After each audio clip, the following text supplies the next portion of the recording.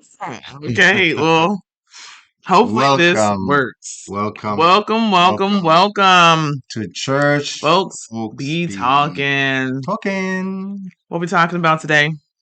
talking about trauma T and is hurt. for trauma. Trauma. So we have hurt, helping, unpacking, recognizable trauma. All Yes, right, and we will go through this series?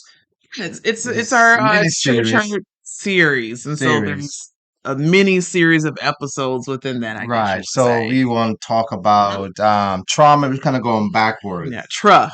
Trauma. Yeah, starting with trauma. Start Then with trauma. recognizing it, then we're going to unpack it, right? And Right. then we're going to end the series with healing, how Healing. to heal.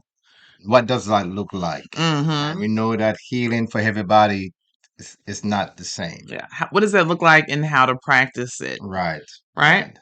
All right. So, as we are getting started, we want to begin with a quote, and I All will right. allow Mr. Graham Brown By the to take it way, away. my name is Dr. Graham Brown. Well, I'm Pastor P. Dr. Dr. Frankie. Frankie's in the house. So Yes.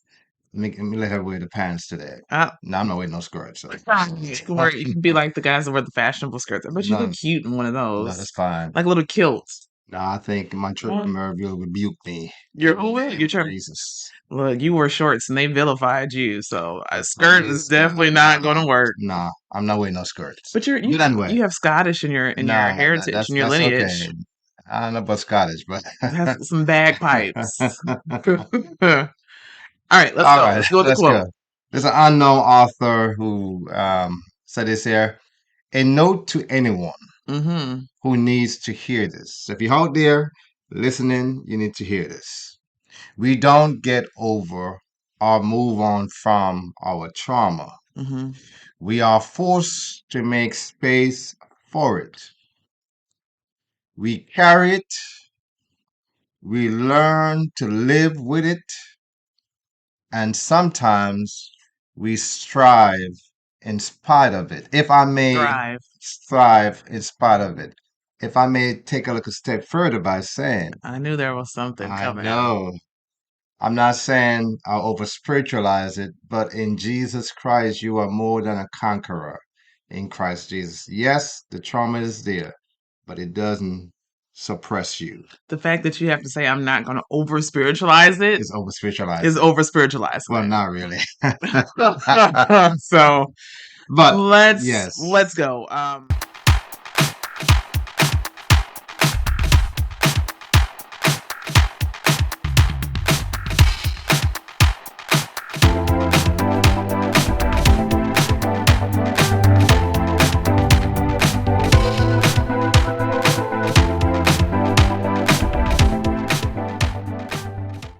All right, so welcome. We're back, and I want to just get started with just recapping a little bit and give a definition overall of scrolling through these pages of what church hurt And after is. that, we just talk about the 4 areas. 5 areas of trauma. 3, 4. Yeah. 5. I know. I got it right here. I know why I keep saying. I was just counting to make sure I had it right. That's all. I got ABC. We got Dr. Degrees and we still can't count. Oh Lord, help us. All right. Who signed off of us? Sorry, chairs.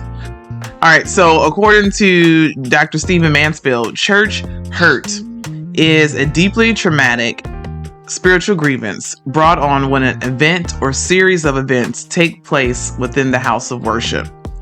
And the effect, excuse me, is so dramatic that while the person still has faith, his or her trust in the church has failed. Has failed. And that's a mouthful right there. It does. You really can spiritualize that. It is what it is. It is what it is. Right? It really is. And for the occasion, we're going to war today. I wore my military outfit to prepare for and blue represent prepare heaven. For my trauma. Blue represent heaven, so heaven's watching over her, guide her as she fight this war. There's Under Armour in heaven. Praise God! I'm the armor of God. I can't. I can't. So let's get started. There's 5. We're not going to hold you guys long because I think the bigger conversations come as we move along the continuum and recognizing and healing. We're going to delve into more about it. Right. So we're going to focus on, or we're going to address the different types of church hurt. There's emotional hurt. There is psychological hurt. And that really goes back to our previous conversations of gaslighting, right? Really the psychological effects of it. Am I crazy? Is this really happening to me?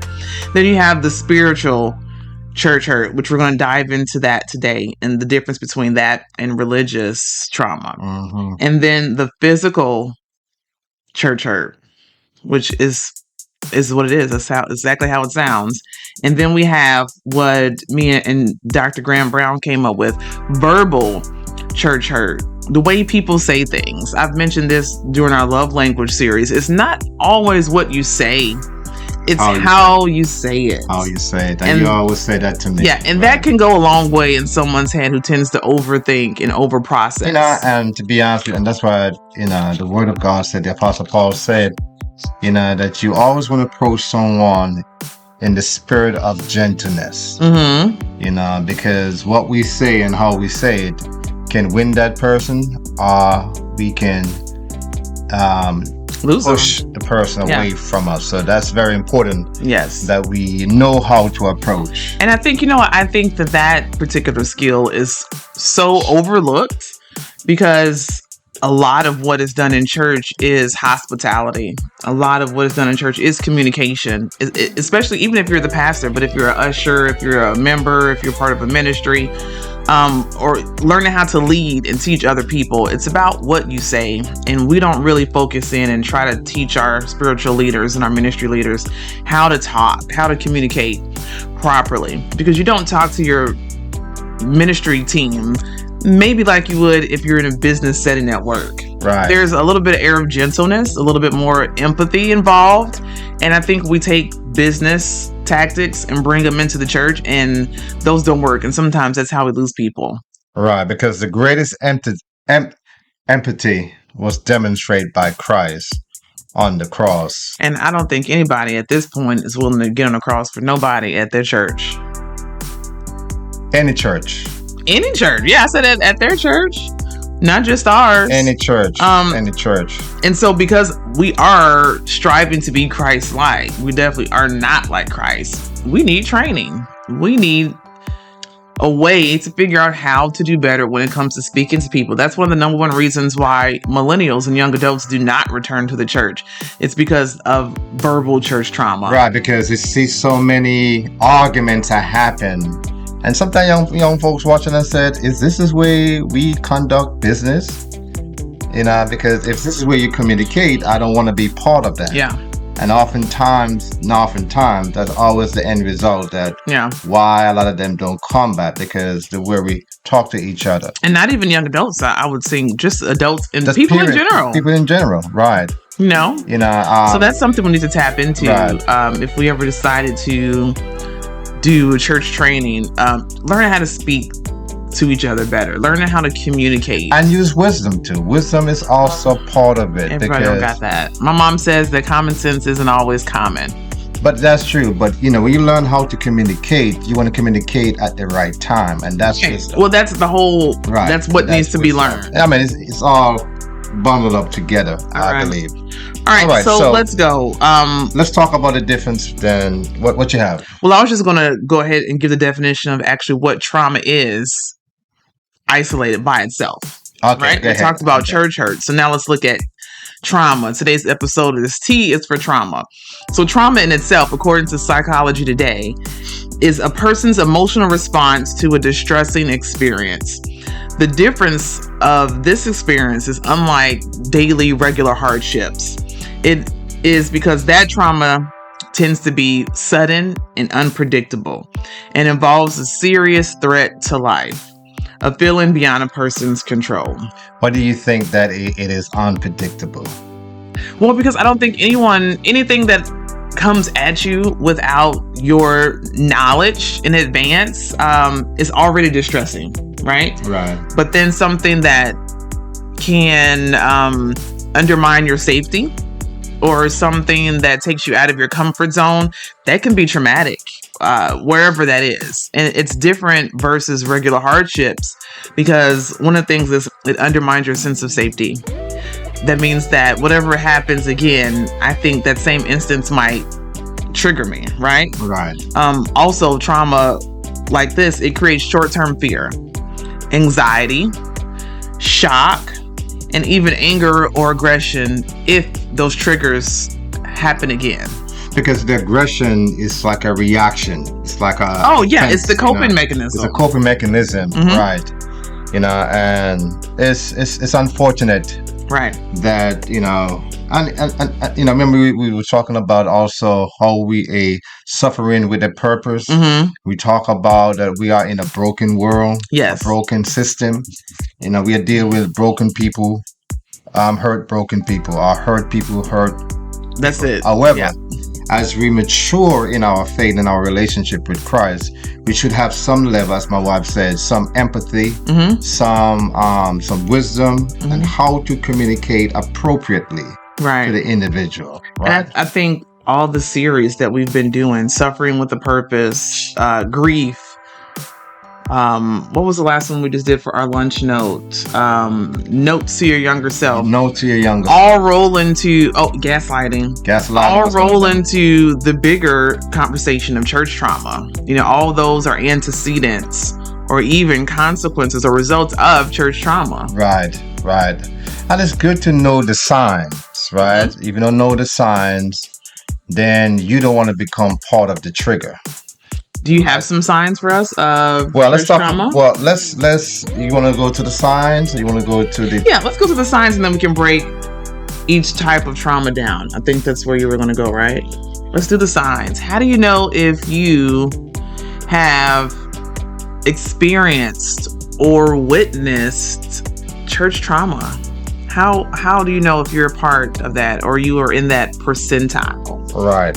For that. So the signs I have here, and it talk about one, impede development. Right? Talk about social, emotional, and sexual, etc. Right? Okay. So if you are, what does it mean? You mean impede development? Impede your development of growth in general? Mentally, psychologically. Yeah. And you find yourself stuck. Right. You're just stuck.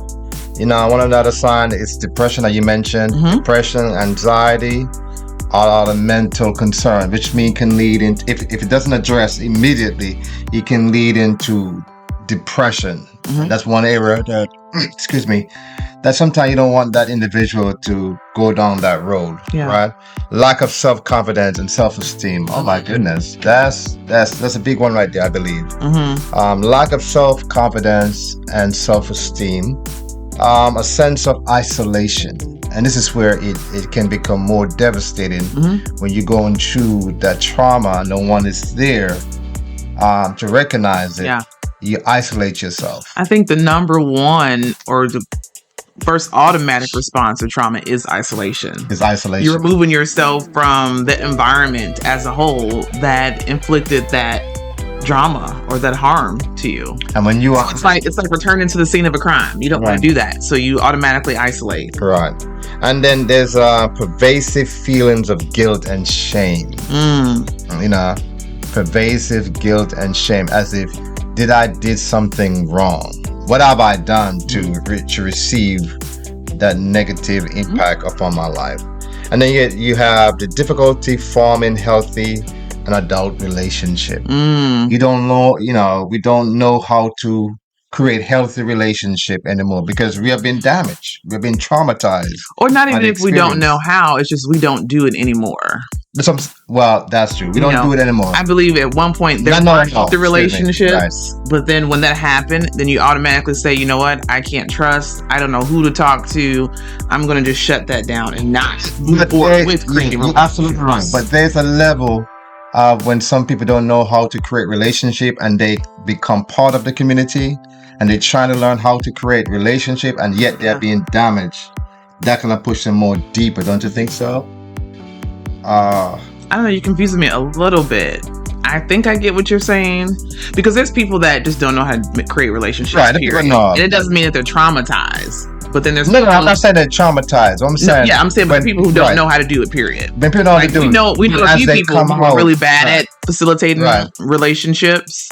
But then there are people who maybe were good, and then something happened. I couldn't put it this way. And then that stunted their development. Right, they stunted development. It's like, for example, it's like, someone may have a difficult time trusting people. Right. And they kind of come out of that, and they begin to trust other people. Mm-hmm. And then that trust all of a sudden just, and it happens again. And that person will have a hard time going forward really trusting anybody. Yeah, that's anybody. That's anybody. Trauma or not. Right. Trauma or not. But that's what I was trying to say. Okay. Thank you. Definitely. For interpersonal boundaries. Interpersonal boundaries. I think that can be quite stifling, because when you do witness trauma, or you are experiencing or have experienced trauma, it's hard to really not create boundaries, but it's hard to let those boundaries down. There's a hard line, and there's no one can really straddle the fence. It's either I like you or I don't. We're friends or we're not. I'm going or I'm not. It's very black and white. Very black and white. There's not a lot of gray. So that can be really difficult. That can be for very people difficult, who right? Witness trauma and trauma. Nightmares are recurring uncontrollable thoughts about the trauma. You have nightmares about it, and you cannot control the emotion that is happening. That reminds me of PTSD. Is that under that same umbrella? Does PTSD remind you? Does it fall under nightmares? I think I don't know if I would call it PTSD, but when I definitely experienced my trauma, I don't know if it was nightmares, but I definitely couldn't get it out of my head. Right. Stuck in your head. Yeah. Right. Exactly. And then the other one is avoidance behavior.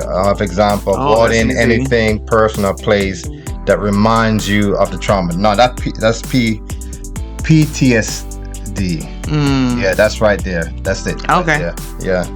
And the last one is health concern, sleeping issue, or appetite problem. You remember when we were talking about our conversation about grief? And if you watched our YouTube channel, we uploaded pictures of different types of physical ailments that result of grief, and the percentages of those who hold it. Headaches, stomach aches, pains, even cancer is related to people who hold on to grief and don't know how to cope and let it out. So I could imagine the same thing for trauma. Right, because the stress, it beat down on the body emotionally. Yeah, right? When your body's not allowed to function at its best self, there's a lot of ramifications that come from that. You can't think, straight. Nope. You're out of sorts, as they say. So these are some of the signs, and they are another one has been given 25 signs. That's symptoms, right? Signs and symptoms. Okay, so let's wait for that one. All right, signs and symptoms. All right, so now you know the signs. If you fall into any of those categories, if you've checked any of those boxes following the definition of church hurt and trauma, then this is a great time for you to be listening in and following this series. Right. This is really going to help you recognize it, and eventually we're all going to learn together how to heal. Right. And let's state that this is not the platform where we provide cognitive therapy and stuff like that. No. Where you're going to be. But this is a platform to help you recognize some of those signs that if you're going through this experience right now, you don't recognize, so wow, as you said, gaslighting. I just said that. I know you just said that. And I try to reinforce some stuff. I'm going to have a bad habit of doing that. You're just adding to the minutes. I know. Okay. Adding to the minutes. But anyway, so let's talk about two types of trauma we're going to discuss this afternoon. We have religious trauma and we have spiritual trauma. So in the spiritual trauma, why don't you talk about religious trauma? You have more notes on that one. I have more notes on spiritual trauma. Yes? No? Yes, I do. Okay. Wait a minute. I think yours are at the bottom. Scroll. No, I got it right here. Okay. Church trauma and religious trauma. The difference. Spiritual trauma and religious trauma. Spiritual trauma and what again? Religious trauma. And yes. Mm-hmm. I'm looking at it right here. Mm-hmm. I need my glasses. Okay. Spiritual trauma. You're doing religious trauma. No, we're doing religious trauma. We're trying to. I want to talk about spiritual trauma. Right. Can I say the difference between the both then? Since we have that, the difference between religious Go trauma. ahead. Okay, because religious trauma or religious abuse is an interpersonal experience between the leader. If somebody in the position as a pastor or whatever it is, take advantage and abuse you, that individual has overstepped his or her boundary, right? That is religious trauma. That is the spiritual trauma. You said it was religious. No, I got my notes messed up here. Scroll all the way to the bottom. It's right here. That's where religious trauma is. Okay. Scroll all the way to the bottom.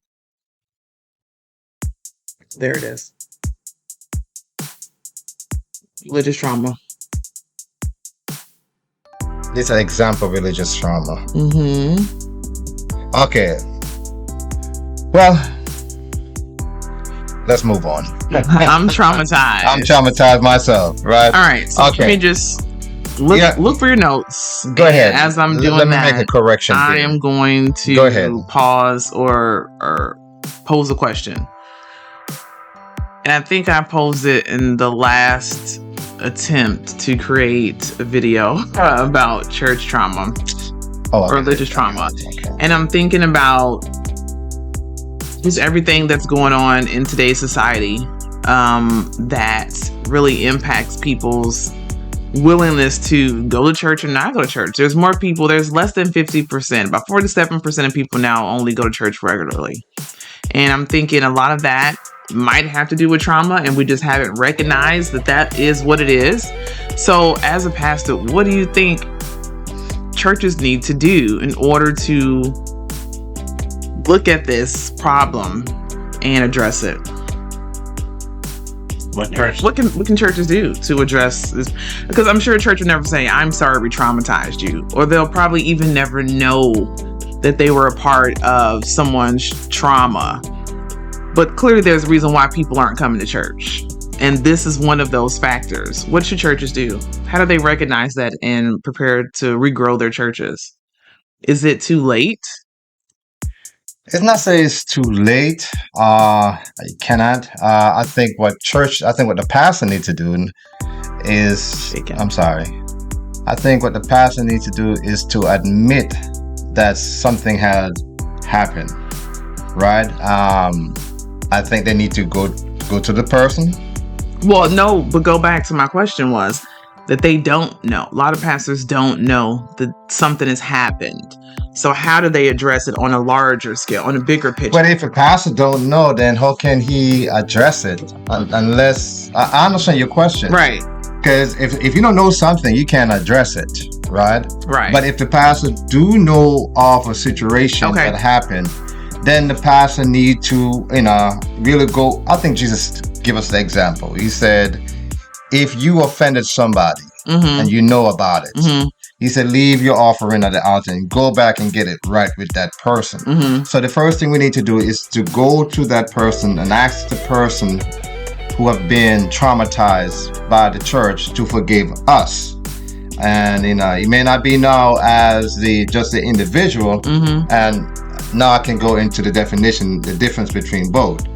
Because in spiritual abuse, that's what I was trying to say. In spiritual abuse, it is an interpersonal experience between the abuser and the victim. Right.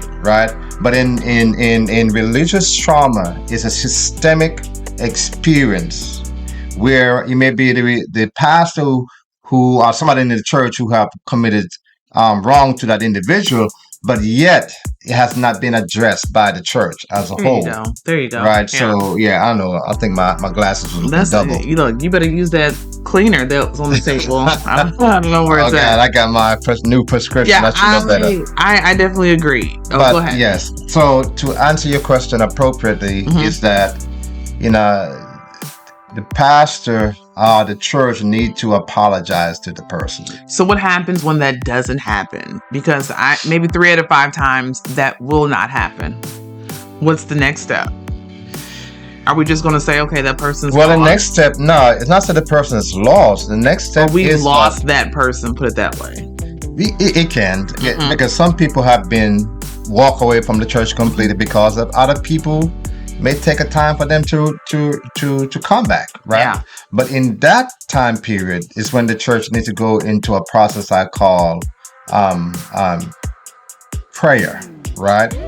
That's Not a process, but going into deep prayer, asking God and begin to pray for the individual as well. I think a lot of that is not only Christian maturity, which I've shared many times before, but it's just humility. And I think, again, along with verbal trauma, a lot of churches don't have that in them anymore. Right. Like the humility is lost because we're supposed to present a certain type of presentation. There's supposed to be some type of presentation that really just saying, you know what, I've offended you.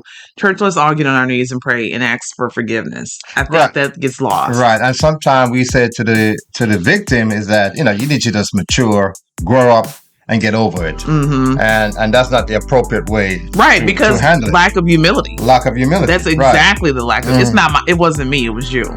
Exactly. You misinterpreted it. Like I didn't try to do it that way, but you took it a different way. So that's really your fault, not mine. But a humble person, as you said, will say, you know what, I apologize. Right. I'm sorry that you misunderstood what I said to you, but this is not the way I agree. And I think that's another bigger picture for organizational culture. There needs to be a culture of humility, and that starts with the top. That starts with the pastor. If the pastor's prideful, if the pastor's non-empathetic, then so will his members, so will the ministry, so will the church organization as a whole. If you can't have a pastor that builds relationships and knows how to say sorry, neither will anybody else, and they'll justify it because, well, the man of the house doesn't, so why should I? Exactly, because I can attest to that, because many years ago, when I became a Christian, I had a situation that happened, and unfortunately, I went to the pastor, and the pastor didn't address the problem. And since he didn't address the problem, I was really disappointed.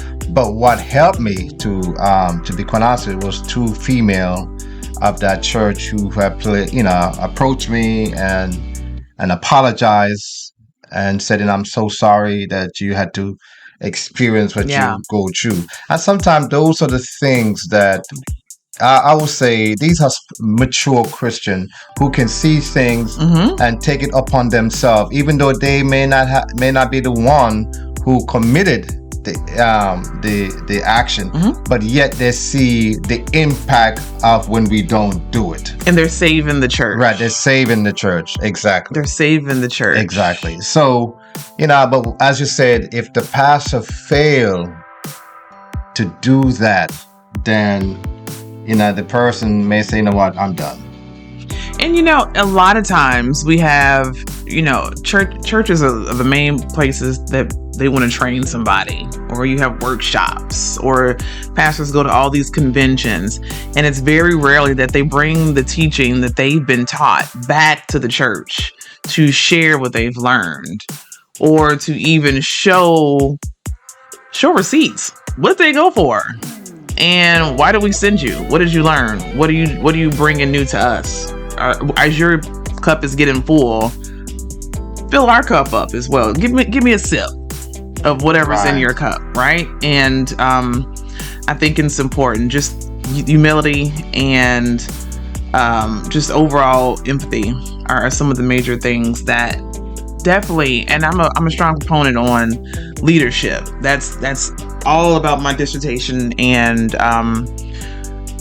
what I've studied is management, and it starts at the top. It does. It really starts at the top. You can have really strong ground people on the floor that do the work, but it's never going to get to where it needs to go. It never permeates the culture because the person at the top isn't advocating it. It's not advocating it. Supporting it. And even if the person who was also in leadership failed to carry out, to execute that, Then the one type will come on and say, you know what, I am so sorry that you have to experience this situation. Right. Because when you do that, the individual going to say, wow, I really appreciate. A little goes a long way. A little goes a long way. I really appreciate that you take the time to talk to me. It reminds me, can I give a quick example? Yes.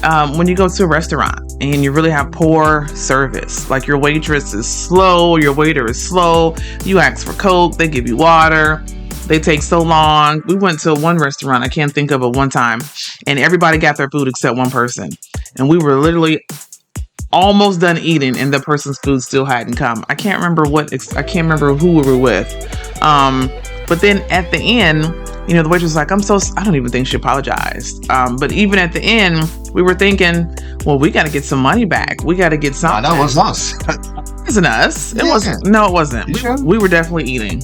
But we were with a group of people, and other person's food hadn't come we ate. yet. Right, exactly. Right. And at the end, they gave us a full check. Like, we're still waiting on her dinner, and you're going to give us a check. And all that would have took was just a little bit of courtesy, hospitality, the manager to come out and make it better. And they didn't. And as a result, none of us have ever been back to that restaurant again. Right. And so it's the same with church. If someone makes it wrong in the congregation or a ministry leader, all it takes is just one person, the pastor or another ministry leader, to step up like those ladies did for you and say, I am so sorry this happened. Let me figure out how to make it better. And then you can have a repeat customer. So do you think, I've read an article recently. I think it was a great article, and he was talking about another form of trauma that the church needs to be aware of is when we put so much emphasis on married couple in the church and less emphasis on singleness. Oh yeah. And at times, when we preach and teach about marriage, you kind of make the person who's single feel as if something wrong with him or her. Right. Why? I give a prime example because I can attest to that. I remember I was in seminary. There was this guy here. Okay. He was from Nigeria. And every time he see me, he asks me, when you gonna get married? Really? Yeah, every time. Was he married already? No, he's married. I mean, was he married then? No, he was married. Yeah, he was married then. Okay. He was married. He has 4 children, 4 girls. And he always stopped me. He's in the library. He's when are you gonna get married? I came to a point. I said, man, what's wrong with this dude? That's how it is. People ask, when are you gonna have babies? When are you gonna have kids? When are you gonna get married? So I'm to my point. I'm thinking, okay, I may be doing something wrong. Yeah. I think because of that, and church is been the same yesterday and today. And a lot of the rudiments of a lot of things that they have don't change. And so they really, it really is a church that ministers to married people, because the majority of people who are in church are older. The majority of people who are in church are married. Like, you don't ever see a pastor that's unmarried. And if you do, you got to hurry up and marry him. Get married off. Oh my God. So he doesn't commit the sins of singleness. Right. We even did a couples ministry because obviously we're a couple. Right. But one of the big things was when that was in its hiatus, the question was, when are you going to create a singles ministry? I don't know nothing about that life, sis. You don't want to know what I'm going to teach you about it when I was single. So you better find someone who is doing it the right way in the single system. And we were more than happy to help spearhead that and work with somebody else. But only that we just didn't limit it. Because remember, one of the goal of the couple ministry was also that, if you're single. Well, we had everybody. Yeah, everybody was coming. Yeah. And that was the goal, because we need single people to experience what it means to be in a healthy relationship. Or to be in a healthy relationship. Yeah. And we had one individual, and that person always come. Oh, I loved it when you came talking about Mr. Moncar. Yeah, Moncar, and the young lady. Should I call her name? Oh no. Yeah. No. But she was coming, and part of it because well, she came because she had a good relationship with us. Right. And she came to support. But you're right, and she came to support. Mr. Moncar was coming to find him somebody. Right. You know where to be found. But the point is Yeah. that I really hate that though. As you say that, it's so true. Churches are really, they really treat singles a certain kind of way. right, because single begin to feel as if wow, how come no one is ministering to me? I mean, I have needs. Jesus was single. Right. But the point is that can Bachelor. lead them into a place of isolation. Yeah. And a place of being ashamed. Yeah, definitely leads to church hurt. They're being shamed by being single. And we need to recognize those signs and as we minister to people. The part I hate about that really is that everybody who was married was one single. Right. So imagine what you did when you were single and how you felt. And don't think that you're above anybody else now that you got a ring. Right? Yeah, you may get a ring. You're married, you probably still got just as much issues as these single people. Right. You may, like I'm saying, you may have a ring, but you're still miserable. Period. Period. But that's a whole nother thing. That's a whole different thing. All right. So, religious and spiritual. You were doing the differences between that. Right. So we talk about that. Okay. You want to reinforce that again? No, you're good to go. Okay, then. Do you want to go any more in depth into religious trauma? And then I'll do spiritual. Well, the religious trauma. You want to talk about the signs? I have. Oh, that's religious trauma. Yeah, religious trauma. Yeah, go ahead. Symptoms. But we're not gonna go into depth. But that would be recognize the signs as we get into. One is self-hatred. Yeah. Right. I want to point out that these traumatic incidents or feelings could be long-lasting and also life-altering. Right. Okay. Meaning that self-hatred, meaning that some religious movements rest on the idea that some people are inherently evil, untrustworthy, unworthy of love. And yes, we know the Bible said all of us have come short of the glory of God. Yeah. Right. So we don't want to paint the picture that you are a type of person who cannot be redeemed. Yeah. I think of religious trauma as more of like episodes you see on TV about cults. And they say that I have the best religion, not necessarily other religions. Too, well, right? I'm just, we have the best religion. All other religions are minuscule. In business, we call that ethnocentrism. Ooh, and that means when one culture thinks that they're better than another. Ethnocentrism. We're not. It's not like pontificate. It's not as sexy. It's when sexy, all right. But pontificate is. Head no. Ethno. Hell no. Ain't that the truth? But it just means that one culture thinks their culture is better than the other. Right. We talk about that in America, and we see that it's all over the place. One culture thinks that they're better than the other. Social media, in the news. So I know there's something. I know there's something that maybe is similar to that in religious life, but that's what makes me think of it when you talk about religious trauma. We're the better religion over others, right? And if you don't vibe with us, then we're shunning you out. And the second one is shame, right? Okay. It occurs when we got it. You got it, right. Okay. Perfectionism. Right. Some religious community may identify certain action or behavior as indicative of a person's moral value, as they may promote certain career. You have to be perfect. Right. You have to be perfect. You have to get it right. And if you live in this standard of life, this is what you should project yourself to be. So now you're living a lie. And then you see people who try to be a perfect or live a perfect life, and then when they break away from their culture, they a little ratchet mess. They just out there doing everything. Yeah. The other one is vigilance. Right. Some religions paint a picture of a vindictive God who punishes people whenever they fall short. Now, can I say something on that? Because when we talk about the recognize, we're going to go into details about that. The Bible said, for God so loved the world, the agape love, that he gave his only son. Now that by itself should say that God encompassed everybody, that he loved all sinners. Right. And this is the love of God that all come to a place of repentance, right? Jesus said, I never come to condemn the world, but he have came to give life, right? But he also said condemnation come to those who rejected him, right? He doesn't bring it. So God is not the Christian God that we serve, another God who judge people when they come short. My God, if God has judged us every time it comes short, then nobody will be in the church. I'd be dead. All of us would be a corpse somewhere, someplace. just laid out. Right. And number 5, difficulty with making decisions. Many who experience. We got it. Right. Loss of community.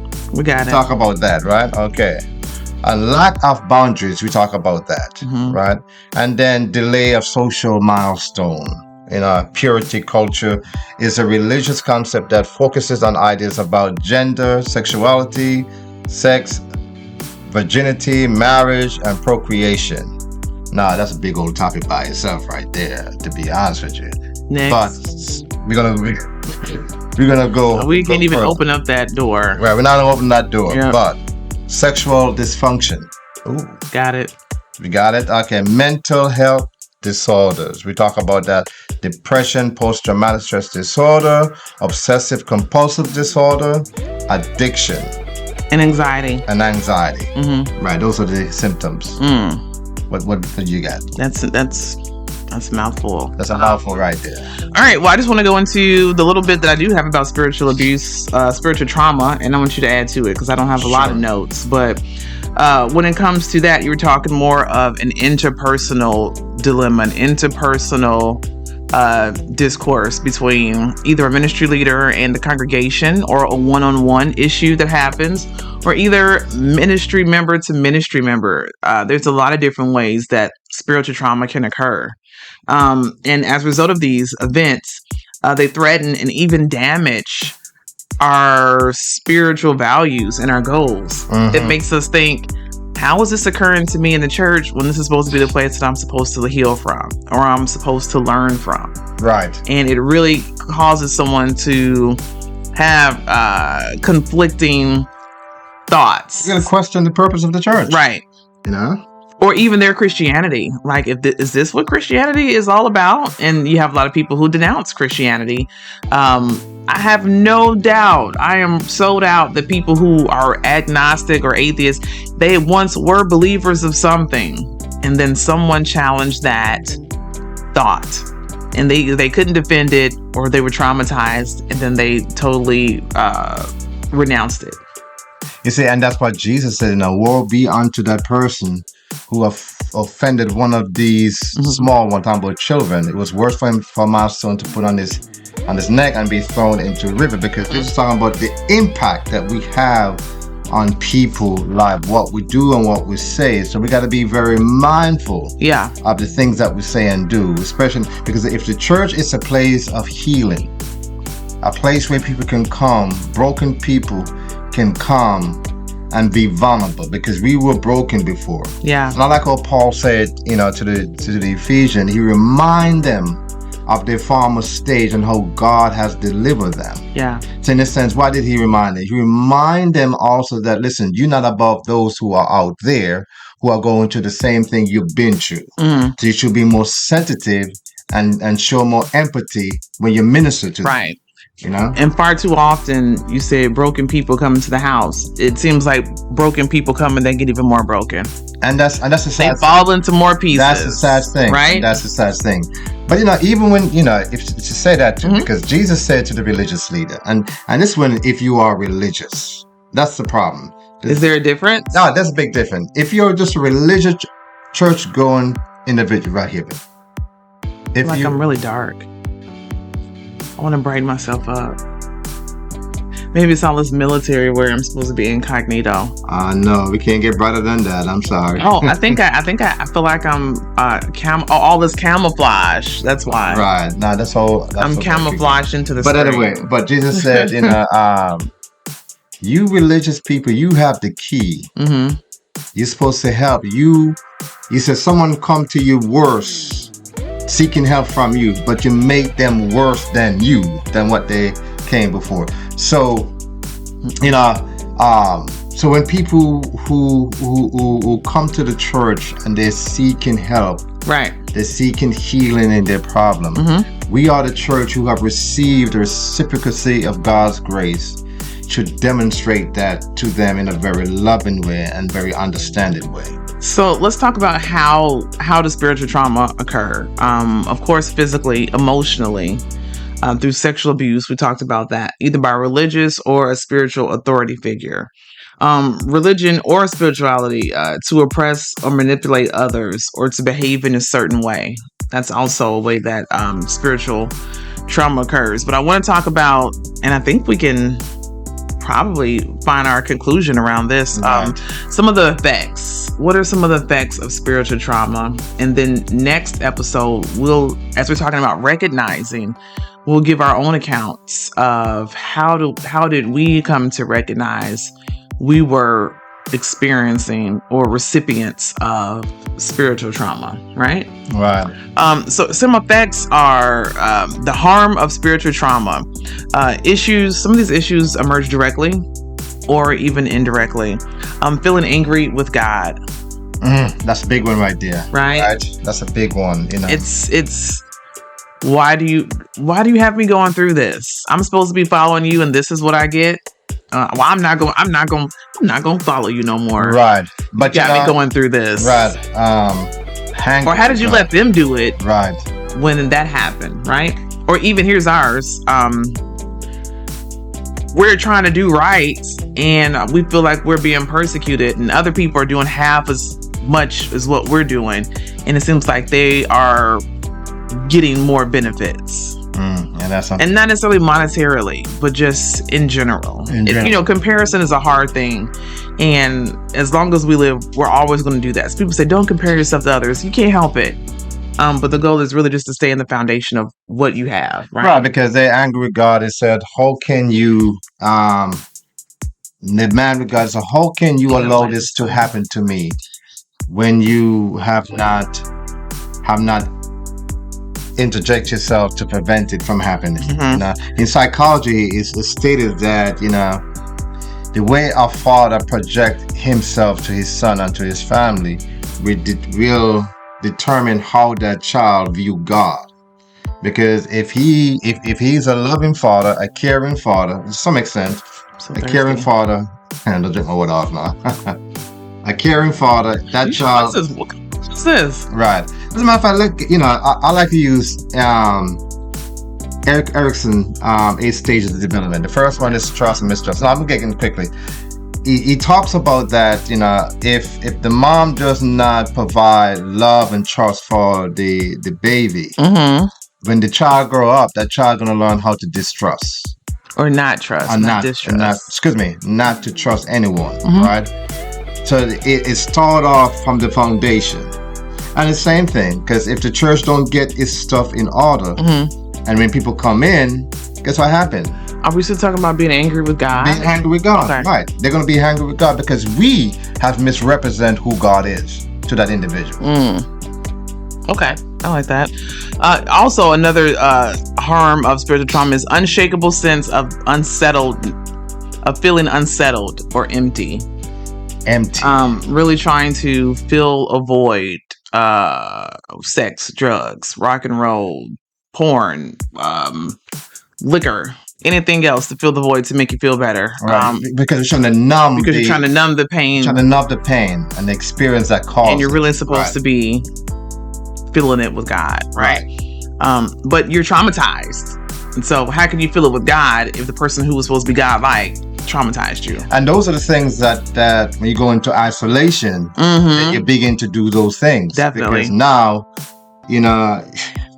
it's sad because now the place, as I said, is supposed to give you comfort.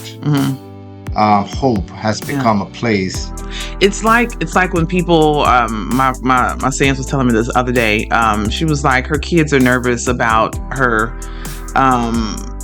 having a small procedure at the hospital, and they're worried that they're worried for the worst because the only time they go to the hospital is when someone dies, and the hospital is actually for people to get better. And so they what's the word? They equate it with death, the traumatized versus healing. By healing, right? And so if you've been to the hospital, if you've been to the church so many times, that would be you've been traumatized, you aren't going to go back expecting to go get healed there. I think that's a great example. You're only going back that's a good expecting example. to be hurt again. That's a great example, because if it's not as been explained to them. That's my clap. That's right. my applause. Right. Great example. No, it really is a great example. Okay. What do you have? So struggling to connect with others is another sign of spiritual trauma, genuinely and deeply. You talked about that isolation. Right, isolation. Building relationships. I firmly believe if you have issues connecting with people, something's wrong with you. And I'm not saying that in a really snarky way, because building relationships are something that is, it's like autopilot, something people should be able to do, right? Not well, but just in general. So if you aren't able to do that, something has happened. Now, is that the person who has been abused or the perpetrator? The person who's been abused. Right, okay. But even the perpetrator might have had issues. And so they have something going on that they're treating people this way because they felt that way as well. Or they've been treated that way, right? Cycles, recycling, trauma. Feeling forsaken or neglected by God. I think these effects are very, I want to say, paramount. Because if you went back initially, if these things happen, what should the pastor do? Right. I mean, if we see these are the signs that people are exhibiting, then it should behoove us to begin to make step of healing, to go to that person and trying to talk to the person and trying to find out what transpired that led you. Because sometimes, as you said before, you never know why people are using drugs, or why people are on addiction, why people are saying this. I remember a gentleman that I was talking to when I was outside the church, and I agreed myself to him, and we were talking, and he shared with me, he said, I would never go into church again. I said, why? I said, what happened? He said, because church folks did something to him that traumatized him. He said, really hurt his feelings. And he left the church. And I said to him, I said, I'm so sorry that you've been through that experience, but I want you to know that, that's not God.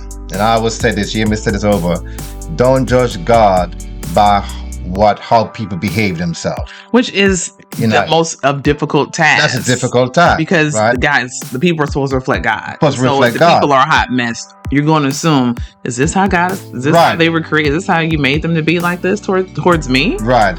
And he said he would never go back. And so I'm out there apologizing to him. I'm so sorry. For decades of trauma. But here's the thing, though, and I preface it, I didn't preface it, but a conversation I mentioned is that, we need folks who are spiritual in the body. When they see that, they will be led by the Spirit to help that person on the journey, not to view that, not interpret that individual action that caused the offense, right? And they can receive help. Because I'll be honest with you, when I've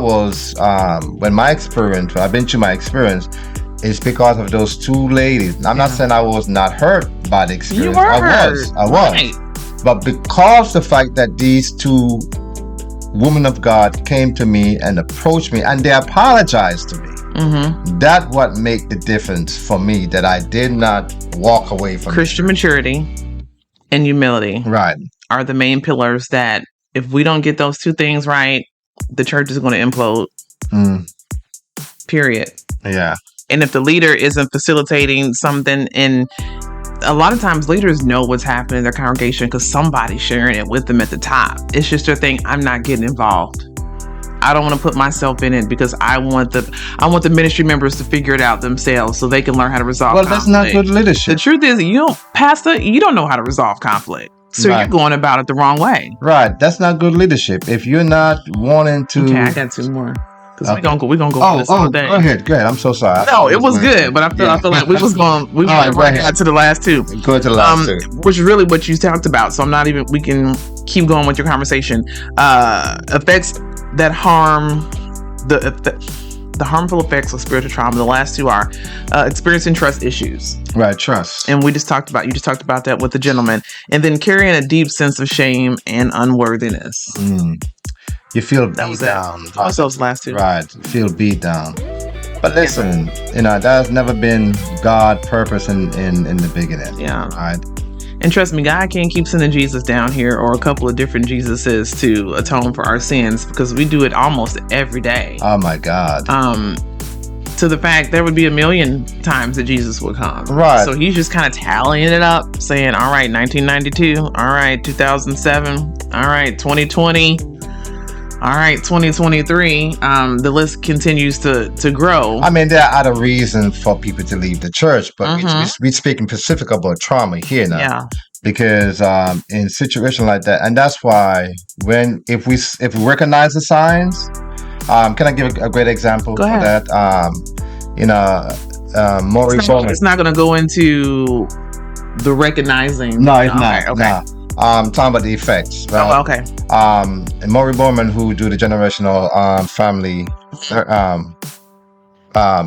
discipline, he talked about you were treating patients who have schizophrenia. Mm-hmm.